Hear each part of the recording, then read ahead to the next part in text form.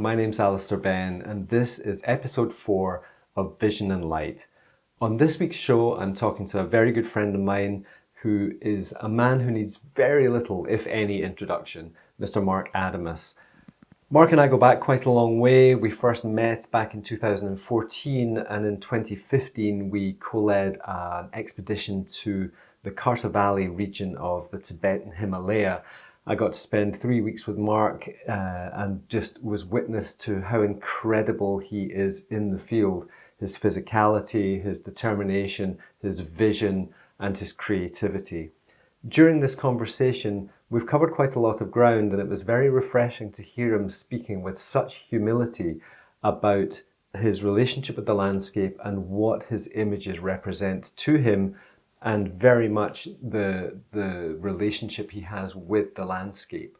So we can listen now to myself having a chat with Marc Adamus in episode 4 of Vision and Light.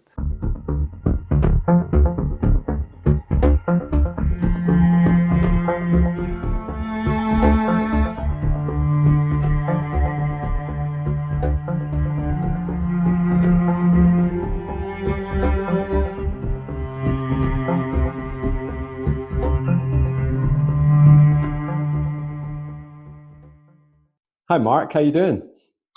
Alister, great to see you. Let's Doing try great. and let's try and get this Up here sorted at the this time. moment, of course, like everybody else in the world, but for a good reason. That's right. And you know, I was having a chat with Sean Bagshaw the other day, and we were just having exactly the same thing, which is it's giving us an opportunity to do things that we couldn't normally do. Right, right. Yeah, It could be worse, harder to do this from the side of a mountain somewhere. I agree. especially where you go. Yeah, yeah. Right. So what I want to try and do this time is try and get a bit deeper into your motives for making photographs in the first place, and then how that relationship with the landscape kind of manifests itself um, through your work. So if you're open to that whole concept of me kind of getting you on the psychiatrist's couch for half an hour and you know sort of trying to get into your head. Yeah, sure. I mean, certainly, my love for the landscape had manifested itself long before I ever picked up a camera, and I think that photography is a great tool for a lot of people to kind of discover or even rediscover, more about the landscape. For me, it kind of, I come from a background of climbing and outdoor adventure, that preceded my photographic interests. And, that was really kind of what got me started. And it's funny you mentioned Sean. I remember him telling me similar or reading similar, about his love for the outdoors too, and I think that, I was interested in guiding trips, in the wilderness, did a lot of that long before I ever did photo specific trips. But then again, certainly photography causes you to look deeper, into the landscape in different ways, on different levels that you might not have considered when you had a more goal oriented pursuit, let's say getting to the top of a mountain, for example. Sure. So, I mean, you and I have met before, you know, back when we did the trip together in Tibet, and something that the thing with our work, the thing with photographs to a certain extent is that they have to stand alone. So there's unless you write a big backstory about them, but on the most part on the internet, our photographs stand on their own, and what people don't really see is just the amount of effort that you put into getting to these places. I've never seen anybody run around a mountain at 5,000 meters with such exuberance, because you had a headache just about the entire time, didn't you? Well, certainly those first few days, acclimatization and whatnot. But yeah, like to say that I, recognized how precious the moment was. I don't know that I would ever get back, to that specific region, certainly in Tibet again. And that was a big part of it, for me. Yeah, I mean, your physicality was certainly massively impressive, and it made me feel even older and fatter than I normally do. But the you talked about it was your love of the mountains and adventure and the outdoors that kind of got you out of there in the first place.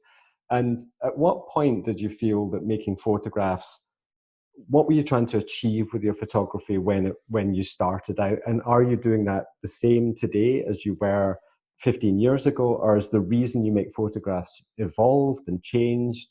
Tell me something about that. Well, I certainly want to make my viewer feel as if they are standing there in that landscape, beholding that moment, and I think that my landscapes have always gravitated towards the big, all encompassing, grandiose, near, middle, far. I want to give the viewer a as full and complete sense of being there immersed in that landscape as I possibly can. I don't want to hold things back from them necessarily. I want to give them the full, all inclusive, picture. And I want my images to have a lot of three-dimensional depth. Certainly, as I have progressed as a professional photographer, I've become more of a guide in the sense that, I take a lot of my year and I dedicate it to making sure that other people are able to go to the ends of the earth with me and see these absolutely amazing, landscapes for the first time, in Yeah. their lives a lot of times. And I take a lot of pride and joy in being able to bring that experience to them. And I think that my work is something of a reflection of that desire. Absolutely. I mean, your images. I can still spot one of your images, you know, glaring out at me from the computer screen. I mean, it does. I think you probably spawned more imitators than any other landscape photographer in the 21st century. I think your work has been incredibly influential, and but I can still spot yours. There's a certain quality to them that's very unique, which is great. I'm really happy about that.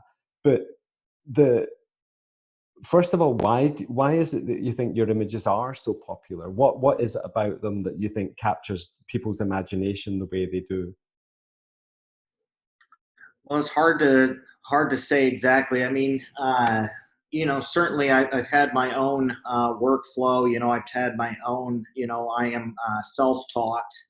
I really haven't paid any attention to what other people have done. I've never looked at somebody else's video on post processing or composition or anything. I think that part of that's just my own inability, I would say, to learn very well from what other people are doing. I've kind of, it's not by choice all the time. I've had to go my own way in life a lot. I found it difficult to work in a more structured, traditional environment, even when I was in school. And it's carried on into my own adult life, and it's I guess sent me off on this journey to create my own style that is, for whatever reason, fairly recognizable. As you say, I think it's because I just kind of wrote the rules for myself. And I have an interest in showing people a very deep three-dimensional landscape. I really I focus on that sense of scale and depth and three-dimensionality. And I really want people to be sucked into my images, but through the visual flow, that I've created through multiple different elements along the way. I think that to a certain Hmm. degree, photography, it is all about how we can simplify the scene. But for me personally, I like to see, well, how many different elements of interest can I possibly cram into this one scene, but still have it be three-dimensional and cohesive and fluid, to feel, simplistic on the eye. It is incredible. I mean, I remember when you came to the house in Scotland back in 2014 and we sat down in front of my computer, and what you showed me back then was just a revelation to me. And it was less, I guess, the techniques that you were using, because I mean, obviously your process is quite unique. I don't know of anybody else that does it that way. Right, right. Except a few people that I know who've been on your courses, of course, who kind of who've adopted it. But the it was those things that you hammered home to me very early, which was these transitions, from, like you say, three-dimensionality from front to back, and then from cool to warm and dark to light and textured to smooth and bringing atmosphere in. It was the concept, I think, of understanding how the world looks and how to portray those things in a two-dimensional surface. Yeah, absolutely. Yeah, I harp on that, all the time. You go to one of my courses and we're talking about the artistic philosophy, the stuff that you should be able to learn how to apply to your images to make them more three-dimensional, more cohesive, no matter what process you use. Why do you think they're still not massively widely adopted in contemporary photography? I mean, it's very few people actually talk about these things. Because it's easier for people to teach technical concepts than it is for them to teach artistic concepts. Amen, It's easier brother. for them to put into words, this is what this button does, this is what this slider does. It's easier. That's why. And So I've you were spent a lot of mentioning, my life trying to hone my discussion on how to go beyond just the technical, concepts, and to speak to people about the core, of what makes, any two-dimensional medium, any photograph from a small intimate scene to a grand landscape, better, in my opinion. I've spent a lot of my time, focused on that, and I think it's harder to articulate. Quite frankly, that's what it is. I'm trying. It's something that's, I think, those meetings that we had in 2014, 2015 had a massive influence on myself and my own creativity. And I think, ironically, it was after that that I kind of moved away somewhat from the grander landscape into the more intimate and the more isolating bits of landscapes rather than showing the whole landscape. I think I just realized I was never going to be able to do it as well as you and decided to go and do something else instead. It was, but A lot of the concepts still apply, though, to intimate, like, absolutely. for sure. You still, even in the complete absence of scale, you want to still have depth. You want to bring that three-dimensionality to the viewer. So you're at a stage now where you've been doing this for 20 years or more, or it must be nearly 20 years. About 20 years, You're, yeah. yeah, about 20 years. And you obviously spend a huge amount of time in the field every year. And how much of your process, if any of it, is still a conscious thing versus working at an unconscious level? Hmm. Well, I think that there's probably one way to answer that would be to look at how many of my images are pre-visualized in some way versus how many are just spontaneous. Okay. I think, there's a lot of there's a lot of scenes that rely on, putting together many different very complicated elements that are only going to fit together. Those pieces of the puzzle are only going to fit together in so many different ways. And I'll return to those scenes, multiple times, to be able to get the perfect shot, of Right. them. Whereas there's plenty of times where, we're flying along at 200 kilometers an hour in a helicopter, through the clouds, and it's just react. It's just boom, there it is, and there it's gone again, and Right. it's just pure. There was no pre-visualization. There was no, but I think that certainly when you've been working as long as I have, there are just, there's an element of instinct, that just takes over. There's just even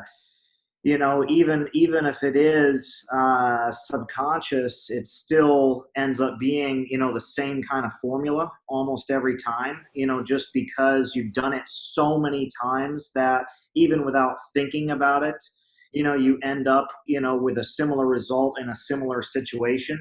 So I think that when you realize that that's happening, sometimes it's a good idea to, purposefully give yourself challenges to try to think outside the box. Even after doing this for as long as I have, there's still things that can be learned. There's still new directions you can go. Sometimes you have to force yourself to say, hey, today, I'm going to try to photograph this particular scene with only, the long lens, when all I've ever done here is a wide angle, or so on and so forth. And I think that, there are times where I do intentionally try to push myself, outside that box, whatever it may be.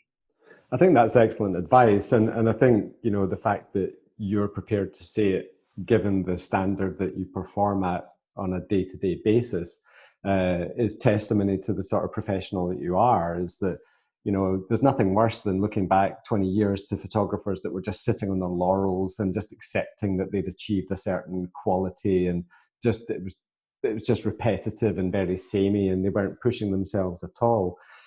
How much of photography, I mean, obviously, I kind of consider it's really bizarre because I consider you more like an outdoorsman first, and a photographer second. Mhm. And I very much feel that your relationship with the landscape is kind of a hugely defining thing. Whenever I talk to anybody about you, it's always, it's this relationship with the landscape, and the protection of the landscape, and the conservation of the landscape, and how much passion you have for the landscape is what I think that's my primary focus about you, Marc Adamus, as a person. Um, and it's your ability to articulate those feelings and relationships through your work is incredible. But you're obviously at a stage now where you've been doing this a long time. Your photography can be many things to many people, but in terms of your relationship with your photography, do you feel that as you develop as a person, or that your work is influencing your develop as a person? How do you think that relationship works between the images themselves and you as an evolving human? Well, um, yeah, I mean, certainly, if you took away my camera, and said, you can't do photography anymore, then the thing that I would focus on, doing with my free time the most would be exploration of the outdoors.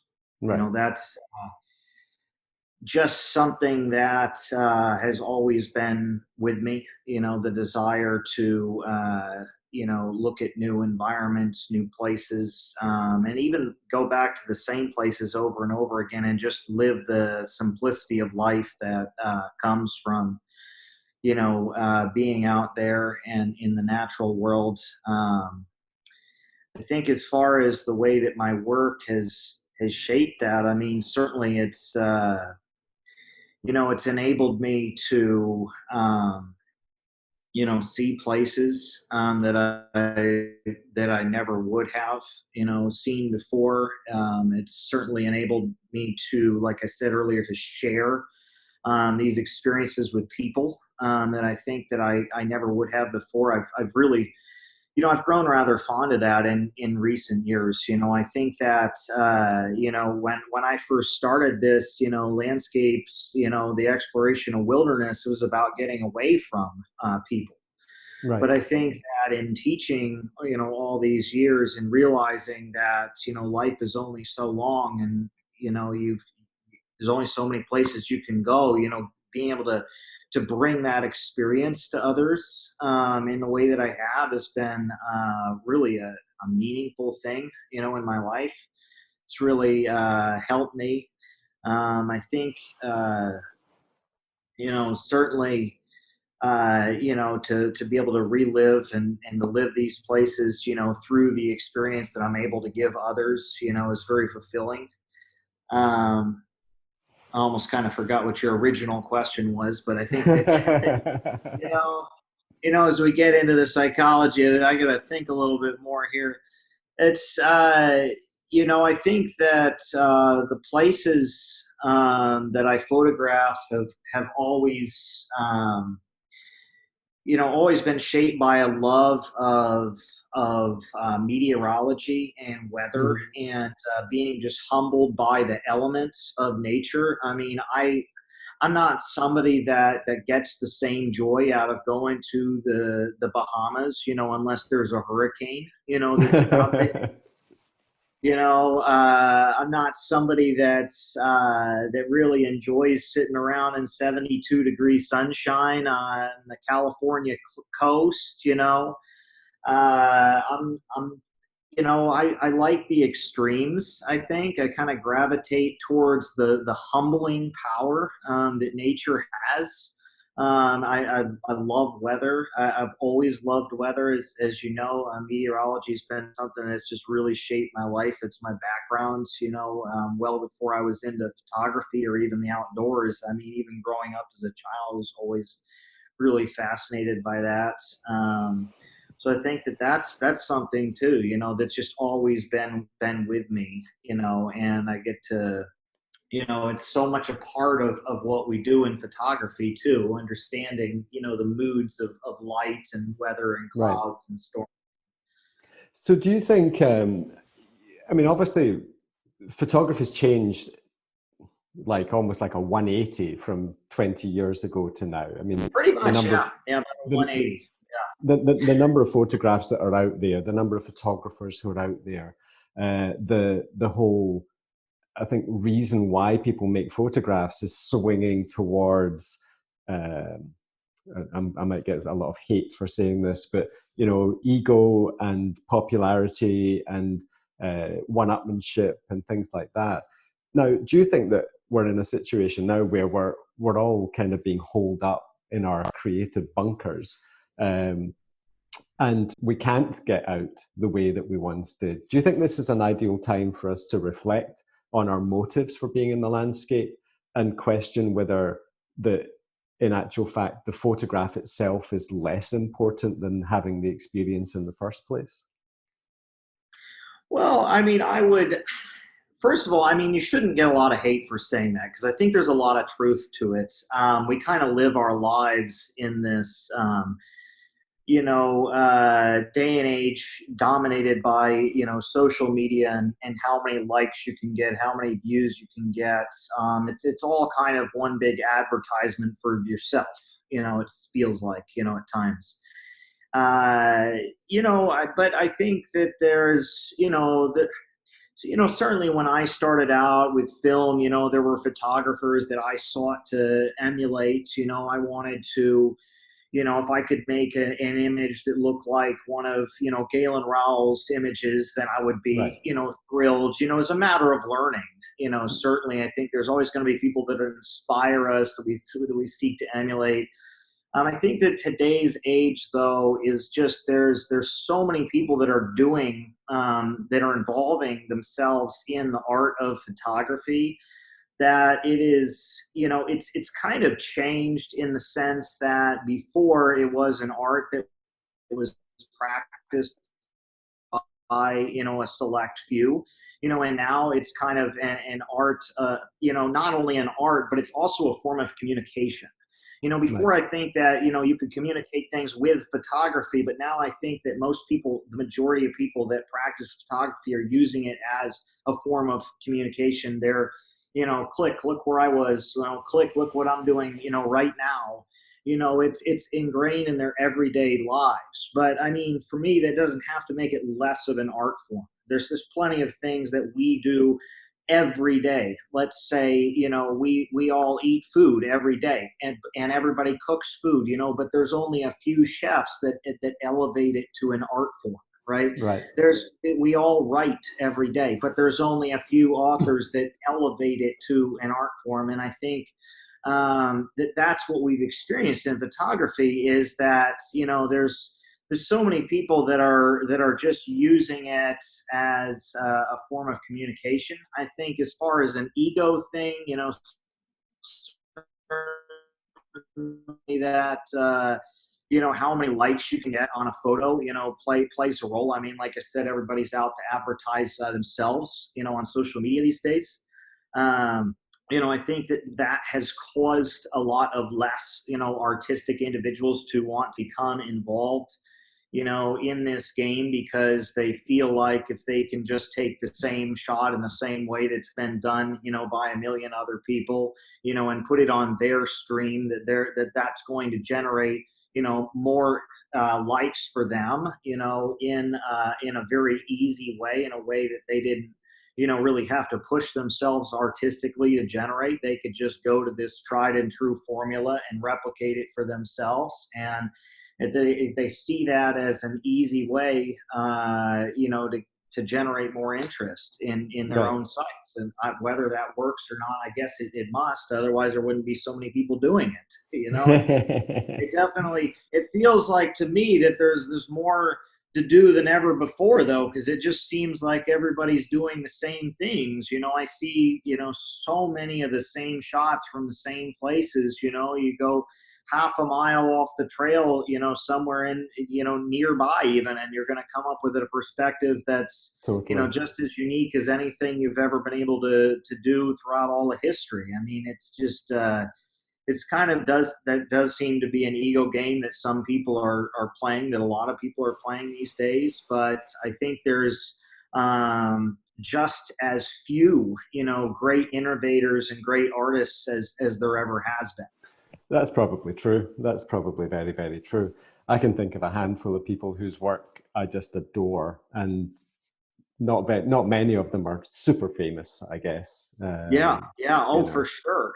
And they're generally people that have a recognizable, refined individual style, right. something that, really is going to stand the test of time, because you just don't see it. They're not copycats, there's something that, it's obvious that this is this person's vision, and this is, you know, it's just so much of what we see these days. It's replicas of just the same things and the same And styles. it's really funny that Popular. the irony of all this is that we get drawn to these individuals because they're doing something that's not the same as everybody else, and it stands Right. out. So if Absolutely. everyone would, if just imagine how great the world of creativity would be if everyone just did themselves. Yeah. It would be so fruitful. Yeah, but I mean, I think there's parallels to that, throughout art. I mean, I think that there's a reason why, a lot of the greatest artists that have ever lived didn't become famous until 100 years after they died. It's just because, there's the folks that are really good at marketing, their work, and exposing people to their work are not often the ones Yeah. that are really the pioneering, innovative, artists out there, and it's just kind of the way it always has been. So I've got an interest. Well, I think it's an interesting question for you, which is you. I think I know you reasonably well, and I could possibly answer the question myself, but I'm curious to hear what you'd have to say about it, which is in terms of your creativity, and I'm not talking about uh, image making specifically, but your creative process from from being in the field to having something that's an expressive output. What do you think is your most valuable attribute as a person? What is it within you that you think is I couldn't do without that?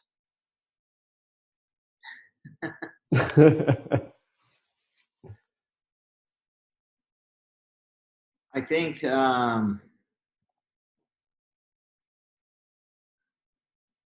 It's a tough question. I think, it goes back to what I was saying earlier about just I just, I'm a naturally born, unique person. I mean, I just have to find the answers to questions for myself. I'm just not satisfied with the answers that other people give me. I'm just, you know, I've had to, learn my own way, of doing so many different things, in life, from learning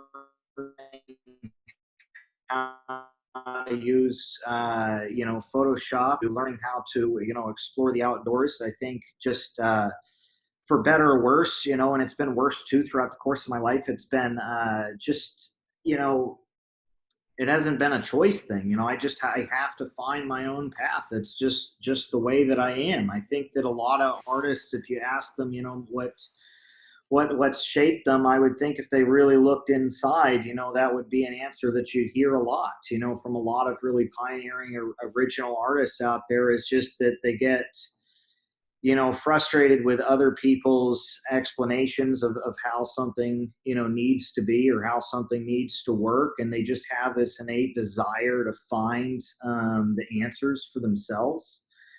I mean, certainly you can look at, my work, and you can see, especially years ago as digital was coming out, how creative it was, and how, or at least how different it was, Right. but I think that also, I mean, just my love of getting away from everything and day-to-day life, and the fact that I find a simplicity, in nature, that I can't find, just anywhere else. When I've, uh, got a full slate of things to do, with a group, and online, and emails, and phone calls, and everything. It's just, when I have to keep life organized and compartmentalized in my head like that, it becomes, something that kind of breaks down, Right. creativity. And it's just kind of, I'm constantly being distracted, but when I'm out there enjoying, the outdoors, life reaches a level of simplicity that I think is conducive to artistic development. And I don't think that people oftentimes realize that. Think, oh, if I go out, ski touring for 3 days, on, this in this wilderness area, that's going to be a chore. That's going to be something that I'm not used to, and I have to prepare for, and I have to think about all these things Right. that I don't think about regularly. But for me, having done that for so long, and it being such a big part of my life, that's a much more simplistic, lifestyle. If I'm out there ski touring for 3 days, in the wilderness, life is simple. Yeah. Everything, there's not those stresses, and that, compartmentalization and organization of different aspects of life to weigh down, that artistic process. I So, think that is such a wonderful answer. It's because I think what you've demonstrated there is a huge amount of humility, and it's for someone like you to say something like that. I think is a massive lesson for everybody, because you're. I'm not going to say you're at the top of your game, because I think you're still progressing and developing, and I hate that expression that you're. I think the top of your game lies in the future somewhere, and it will be very exciting to share that journey. But I think the level of humility that you have, and looking at the things in life that are important to you, your family and the countryside, basically, and that creativity is a function of your relationship with the world, and it's not about I'm Marc Adamus, look at me type of thing. yeah, Um, for sure. I just think it's. I mean, I've always had a lot of admiration for you, but I think I've got a little bit more now than I had before we started this. So I think it's a really super thing. It's. I love hearing things like that from people like you, because it very much resonates with my own thoughts, and I obviously like it when people agree with me. So it's that's nice and easy. But something you mentioned before we came on air was that you were working on some processing videos. Yeah, Is hopefully. this a spoiler? I've like I said, I've never actually watched somebody else's processing video, but I've given presentations to groups around the globe for years and years and years, and I guess I'm just trying to take some of those thoughts and put them on a video with what little technical knowledge I have about how to make videos. I'm gonna hopefully be working with a couple of friends of mine to maybe do a little bit of basic editing, but we'll see. Okay. We'll see how far I get. I'm not gonna go out there and promise everybody, that they're going to be able to buy these on my website next week. Okay. What I would actually like to do, I think even more, would be to work with people personally to create individualized videos. I know it's a lot more work, but people that have been on trips with me in the past, I would love to look back, years later, at some of the images that they've taken and kind of go behind the scenes, now, with a new perspective. And, I think that it would just be a more meaningful experience, I think, for a lot of people to take their own work, as opposed Yeah. to work, and kind of make it a two-way street, work with them, and do some, either over Skype or just making Right. some post-processing videos that are targeted specifically, for Okay. them, so I may be doing some of that too. I mean, it's all about the relationship, with the individual. For me, I get a lot of joy out of that, as I said. So I think there's a lot of people that put their own process online, from their own images, and that's the extent of their video collection. But I think Right. that I'd like to also take this downtime that we all have here as a result of the pandemic, to try to work with people a little bit more individually. Right. I have done some recordings, for mass production that I'd like to get out there to everybody, but I guess for me, they're unedited right now, and Right. it's that's a whole process, that I have to consider, who's going to do that and how much of it are we going to do, and what the Right. final result's going to look like still. Well, can you promise me one thing, that we can have another one of these chats at some point while we're still locked down? Yeah, that's perfectly fine with me, Alister. We can do another one of these. Yeah. Cool. That sounds great.